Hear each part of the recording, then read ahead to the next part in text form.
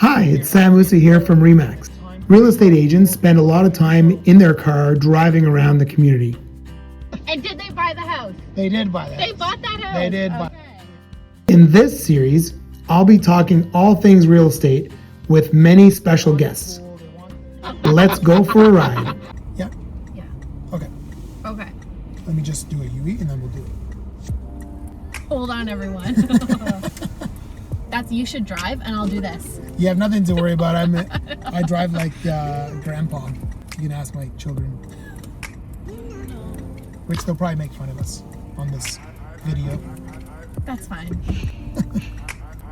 Holy traffic! Look at this little bike. Oh, cool. Let's talk about home equity and accessing it and what you can use it for. So people who are retiring might want to use it to fund their lifestyle, purchase a second property, start investing. What are some things people can do with their home equity? One thing I would strongly recommend they do with home equity is build a portfolio with using the equity to buy another income producing property.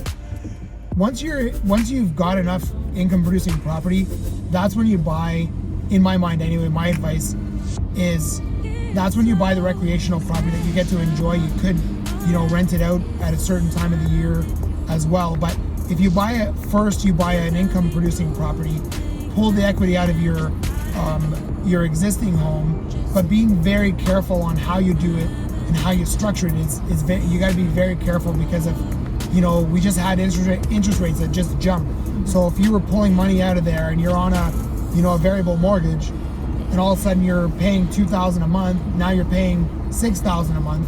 You just don't want to go underwater. So you got to be careful on how you structure those things. What would you say to someone who wants to do that, but I don't want to be a landlord? Property management company. So you got to know the right people to manage your property. You got to make sure you hire the right management company that's going to take care of your property, the investment like it's their own, and it's very hard to find that. Not me. So a client could take the equity from their primary residence, purchase an income producing home, get someone else to take care of it and do all the work, and still make a profit. Absolutely. Okay. I would just like everyone to know that the speed limit here is 80 and we are not even going 70. Told ya. We'll leave your questions in the comments and we'll put them in a future episode. It's a good life at Sam Musa Realty.